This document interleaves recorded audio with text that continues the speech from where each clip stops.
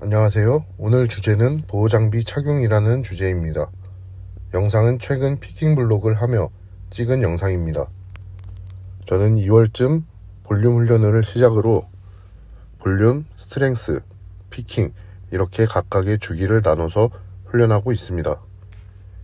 이전에도 비슷하게 구성하고 계획해서 PR을 성공했었는데 좀 더 효율적이고 보편적인 적용이 가능하게끔 여러 가지로 직접 시도하고 있습니다.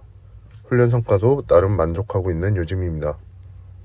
본론으로 들어가서 스트렝스 트레이닝을 하면서 리프팅 벨트, 니슬리브, 스트랩 등 보호 또는 보조 장비 착용에 대한 여러 의견과 필요성에 대한 질문을 받을 때가 많습니다. 장비를 착용하면 보호를 넘어서 중량 보조 효과가 있기 때문에 훈련과 측정에서 어느 정도의 기록이 증가하고 그로 인해 본래의 기량과는 다른 훈련을 하게 되고 근본적인 진정한 근력 향상에 악영향이 있지 않을까라는 것이 질문의 요지입니다. 실제로 리프팅 벨트의 강한 지지력과 니슬리브의 강한 탄성 때문에 어느 정도 기록에 영향을 주는 건 맞습니다. 하지만 보편적인 대회 규정에 맞는 규격 장비라면 아주 드라마틱한 중량 상승은 기대하기 어렵고 소폭이기 때문에 거짓 중량이라고 하기에는 무리가 있다고 봅니다. 그런데 장비의 착용 유무에 따라서 기록뿐만 아니라 특히 자세도 달라진다면 그 부분은 문제입니다. 장비의 강한 지지력과 탄성으로 부상을 방지하고 어느 정도 중량 보조를 할 수는 있지만 자세까지 달라진다면 장비의 보조가 문제가 아니라 장비에 의존하고 있지 않은지 점검해 볼 필요가 있습니다. 이런 경우가 아니라면 저는 장비를 착용하는 쪽을 추천합니다. 중량 보조도 사실이지만 소폭이고 우리는 하루 이틀 운동하는 게 아니라 오래도록 꾸준히 부상 없이 해야 하기 때문에 보호에 초점을 맞춰서 어쨌든 신체 관절만큼은 보호하고 있다면 그 역할만으로도 충분한 가치가 있습니다. 만약 그래도 장비 사용이 신경 쓰인다면 제가 소개하는 두 가지 방법을 참고하시는 것도 좋을 것 같습니다.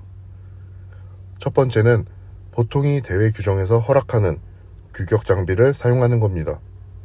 훈련과 대회는 다르지만 기준이 애매하고 모호하다면 대회 규정을 차용한 훈련도 객관적인 훈련 기준 또는 지표가 될 수 있습니다. 두 번째는 구분하여 사용하기입니다. 훈련에 따라, 무게에 따라, 횟수에 따라 등 장비 착용 기준을 정하는 것도 좋습니다. 여러 가지 예를 든다면 회복 훈련엔 장비 착용하지 않기, 일정 무게 기준으로 그 이상에서 장비 착용하기, 메인 훈련만 착용하기, 스트랩 같은 경우엔 저반복에서는 사용하지 않기. 저희 경우엔 스쿼트를 할 때 빈봉부터 양쪽에 20kg씩 올려나가면서 워밍업을 하는데 무릎 보호대는 140kg부터 착용하고 벨트는 180kg부터 착용합니다. 데드리프트의 경우 스트랩 사용에 대한 의견이 다를 수는 있지만 훈련 목적이라면 스트랩 사용이 크게 문제는 아닙니다. 악력이 부족한 무게부터 스트랩을 사용하시면 됩니다. 다만 대회를 염두한다면 저라면 3회 또는 그 미만의 반복수에서는 사용을 자제할 것 같습니다. 이상으로 벨트나 슬리브 등에 대한 개인적인 의견과 저희 방법들을 공유해봤습니다. 정리해본다면 대회 규정에 맞는 장비 정도라면 아주 드라마틱한 중량 보조까지는 아니라고 생각합니다. 그렇기 때문에 안전하고 지속적인 트레이닝을 위해서 보호에 의의를 두고 착용하되 훈련 방식이나 방법, 목적에 따라서 기준을 정해서 사용하는 것도 좋을 것 같습니다. 영상이 도움되셨길 바라며 여기까지 하겠습니다. 감사합니다.